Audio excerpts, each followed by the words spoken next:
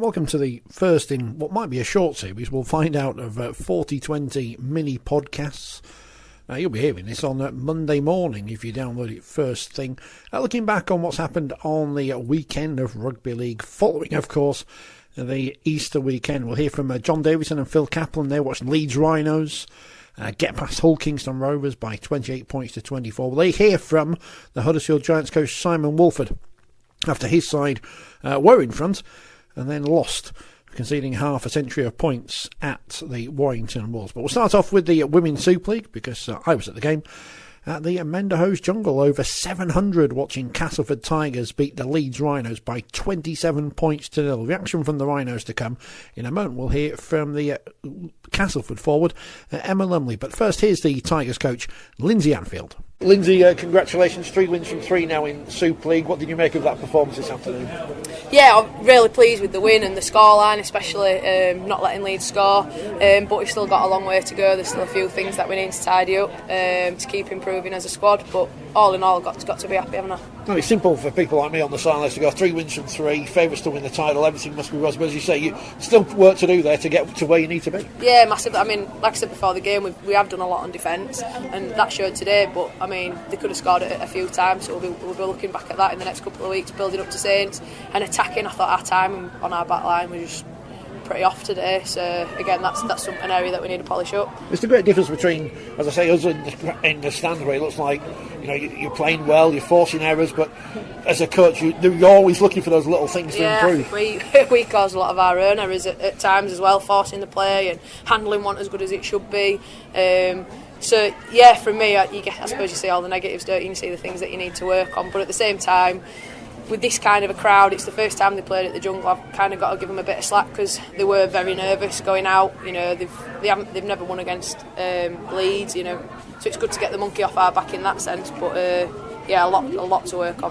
Yeah, whether it's men, women, I don't know anything from Castleford beating Leeds. It's always nice, and it's nice to have that result and to nil them as well.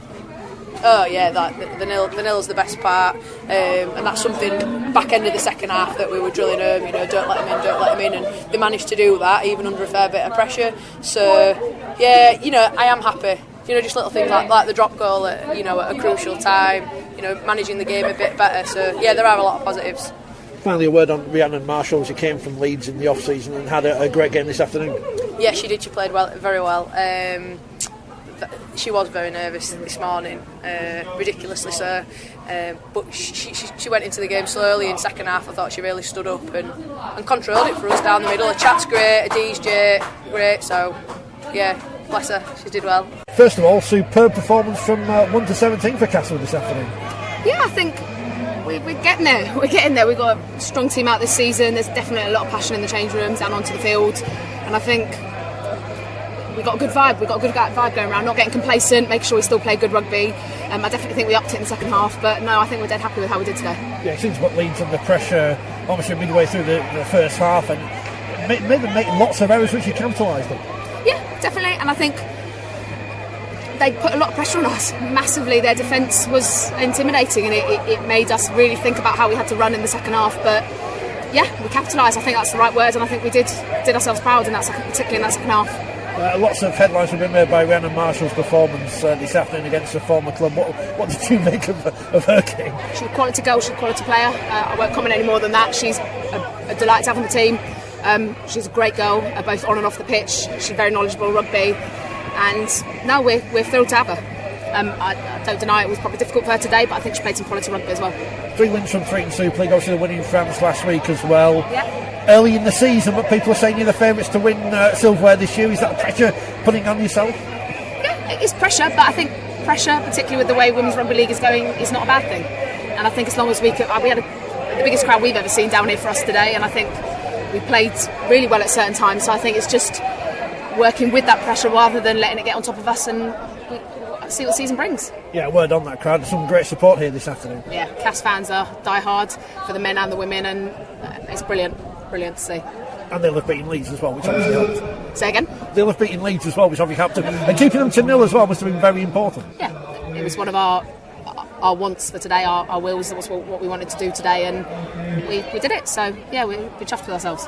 So a pair of happy Tigers with that 27-0 win. What about things from a Leeds perspective? In a moment we'll hear from Charlotte Booth, but first here's the Rhinos captain, Courtney Hill. Courtney, fair to say your team and yourself been in the walls this afternoon? Yeah, a little bit. To be fair though, I think previous weeks have been worse off. I mean, most of us came off the pitch healthy today. Previous weeks we've had a lot of injuries. So, look, we're in the walls on the scoreboard, but hopefully not in the physio room. So, obviously disappointing to be held to 0, but this Castleford side obviously a very good team, and I guess the benchmark this year for everyone else to follow. Yeah, definitely. They played a great game today. They certainly ran harder than us, and got reward off the back of that. They've recruited well over the off season, and they look like they're coming together really nicely. We just didn't have a defensive pack that wanted to combat their enthusiasm. And we need to go away and have a look at that, work on a couple little things. And to be fair, like I said, I think it was they beat us in attitude, and why wouldn't you? Like, have a look at their supporters. There were plenty of them and right behind them today. Yeah, it's nice to play in front of a crowd like this at the Jungle, but obviously the crowd were completely against you this afternoon. Yeah, definitely. But like I said to the girls out in the middle, you look at the scoreboard, but the silver linings was we just played in front of a really great crowd, regardless of whether they're our supporters or their supporters. They're rugby league supporters. So, silver linings is that we got people out watching our game. So, brilliant. Plenty of positives then you're trying to take from this one, but it did seem like Castleford just put you under so much pressure and forced those errors they were able to capitalise on. Yeah, they forced a few errors, but I think there are a lot of unforced errors too. Simple ball carrying errors, or forcing passes, offloads, etc. Which we're only to blame ourselves for that. So it makes it hard when you're not getting out of your own half or completing sets, getting to kicks. And we can't blame anybody but ourselves. So. Big challenge next against Wigan, then obviously a repeat of last year's grand final. Yeah, definitely. Premiership holders in Wigan and at their place, so always a tough game against Wigan. Is it this weekend coming or the next one? Next weekend. Please tell me it's the next one.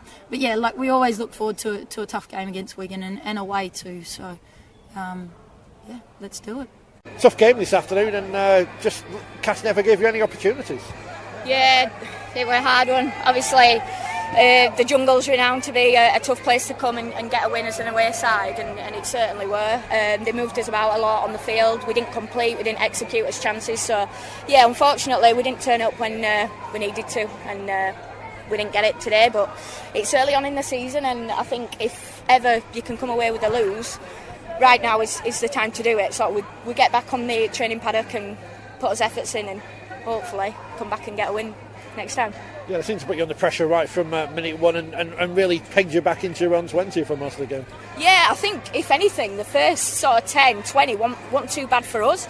I know we got the turnover straight away from a decent kick with Courtney, our half, but then the issue were we just sort of didn't appreciate the ball and didn't earn us right to play. We sort of let a few little mistakes get the better of us, and then they got the possession, and then, as you know, the team with the most possession sort of can create that platform and keep that roll on, and then as a defence you're just knackered, and that were it. From half time we're going out on the back foot, and throughout the game that was the case.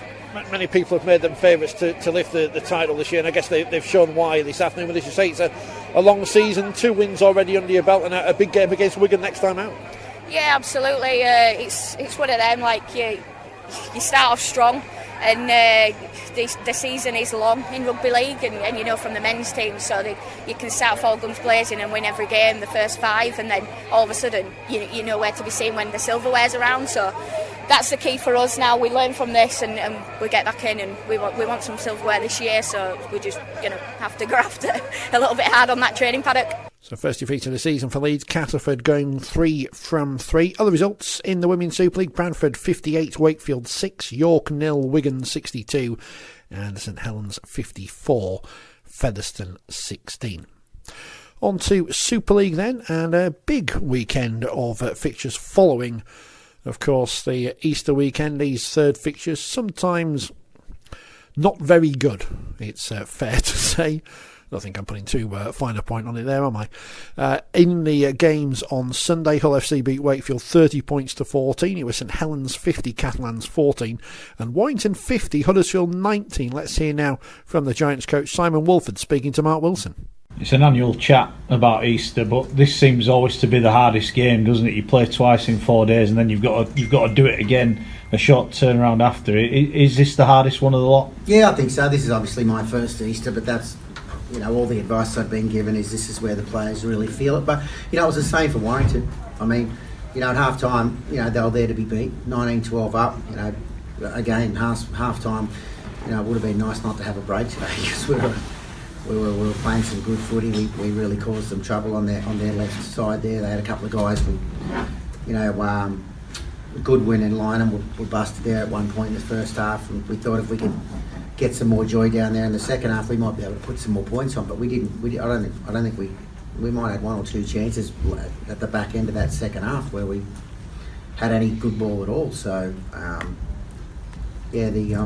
the rub of the green and the possession and the amount of work we had to do just didn't go our way in the second half. They're a different team though, aren't they, when they get a quick play of the ball? You seem to control that in the first half, but second half that got away from you as well, didn't it? Yep, it did, and again, physically we probably will probably gassed midway through that second half, but again we didn't. Even early in the first half, they rolled out at their own end a lot easier than we would have liked. Obviously. Looking at those guys, we spent a lot of work. Well, we didn't spend a lot of time on the field practicing it because of the Easter weekend, but we certainly spoke a lot about, areas we needed to be good at. And we did a really good job against them, to be fair. They're big guys and they're outside backs when we played them back at home in round 4 or 5 too. But we just, again, against the good teams at the moment, we can't sustain it for 80 minutes. That's our issue. And again, it's, you can talk about our personnel, you can talk about, guys missing, or the guys actually playing for us can't quite get it done for us at the moment. But I think it's a number of things, and when we look like getting some players back, we lose others. It's just a nightmare at the moment. There's a few teams going through it as well. We've got Wakefield and Hull and Leeds, and there's quite a few. St Helens is starting to feel the pinch, a few injuries. Warrington are probably one of the only teams that are healthy squad. So. We just got to keep cracking on, and for a 5-day turnaround we play Wakefield at home, and they're probably more wounded than us at the moment, so that'll be a true battle. We'll get back to Super League in a moment. Results in the Championship: Barrow 12, Featherstone 26, Batley 16, Leeds 36, Bradford 52, Rochdale 16, Sheffield 24, Halifax 32, Widnes 24, Dewsbury 25, and Toronto 52, Swinton 10. In League One, Doncaster 10, Crusaders 12, Keighley 32, Workington 26, Whitehaven 12, Newcastle 12, and what a result this was: Hunslet 26, London Scholars 42. Slightly happier over the other side of Leeds, where Leeds Rhinos got back to winning ways, 28-0 up and almost threw it away. Hull Kingston Rovers coming back with 24 unanswered points in the second half, but it was a Leeds victory. As we close off this podcast, let's get to Headingley and hear from John Davidson and Phil Caplan. Good afternoon, evening? Probably evening. Get away with evening, I think. You never know once you've been waiting for Tim Sheens. Here we are at Headingley. John Davidson here with Phil Caplan again. Phil, we've swapped seats, if anybody remembers. Yes, I've got the bigger head this time. 28-24. Bit of a weird game. Leeds were 28-0 up and only just scraped it at the end. A very typical Leeds game this season. But I think, as we said at the beginning, this is Easter. This is the third game of Easter, so a lot of things go out of the window. Leeds excellent in the first half. I think fully deserved to be 22-0 up. Played really well, like they had against Huddersfield on Good Friday. Maybe their best 40 minutes of the season? Huddersfield was good, but the two of them excellent. And then in the second half, Harry Newman had a couple of try opportunities, and he's young and inexperienced, and he'll learn from them. First occasion, decided to back himself, which you're never going to criticise a young player for backing himself. He's quick too, isn't he? Yeah. But a magnificent tackle from Ryan Shaw. When we're ranking tackles of the season, that's up there. I first thought it was a high tackle, but he actually sort of got his arms over and sort of ragdolled him from the shirt. Scragged him into amazing, touch. wasn't it? Like fantastic. His acceleration. The timing of the tackle and to put him into kudos touch to Ryan Shaw. But then Newman broke for a second time and did have support again on the inside, and you thought perhaps would have learnt from the first occasion, but maybe not. And from there, full credit to Hull KR for showing great resilience, coming back to... I didn't at any stage think they were going to win until probably there was a minute to go. And having seen Leeds surrender what looked like a match-winning lead to London here, just managed to hold on. And I think the one thing that certainly David Fernan will take from this is the fact that it's 2 points. And at this stage of the season, when you're playing your third game in what is it, 9 or 10 days, that's all you want. And considering it moves them above Hull KR and the 10th. It does. And a fourth home win on the trot. Which again is something. I think there are a couple of times this season, that London game and away at Caplan, where they've let games go. So whilst they made it a lot more difficult than it needed to be, and again, full credit to Hull KR for hanging in there. It's a battle of energy at this time of the year. Leeds had it all in the first half, and then it seemed to ebb away, and Hull KR realised and sensed that they had a chance, and obviously decided that it was worth throwing the ball around, and could, if they'd have held on the last set, have even mounted a late challenge and possibly stolen the game. But overall, I think Leeds probably just about deserved to win it, and at this time of year, take the 2 points when you can. Alan says Lola here was outstanding. I thought he was very good. That try he set up for Briscoe and I had him down as the Leeds man of the match. I think that's the best we've seen him playing at 6. He's shown some signs at fullback that he can pass the ball out wide. He's got a great reading of the game, but I think as a pivot and a playmaker, that was his best performance. Another positive to come out of it. Although all coaches are talking about these weeks are injuries, and again, both of them are now counting the cost of either victory or defeat. Well, that was the theme of the post-match comment. Scott says we need a new microphone. We don't have a microphone, so yes, we definitely do need a new one. If we have an old one, we need a new one. Yes, this is just my iPad. But what were the injury lists? So I think it was Leeds, Callum Watkins, knee, bang on the knee, Jack Walker hamstring, and Brad Dwyer's shoulder. Yeah, which hamstrings are notoriously fickle, and Brad Dwyer was very good. Actually, both hookers, Matt Purcell was very good. Both set up tries. Bossed Hull KR up the middle, which again, if I was Tim Sheens, I'd be concerned about. He mentioned it. It was sort of schoolboy stuff, wasn't it? So that's not good for Leeds. And then for Hull KR, looks like Joel Tompkins. Yes, he went off, and the catalogue of people who were due to come back, it sounded as though there was still some who were going to be on the sidelines. Garbett in about 3 weeks.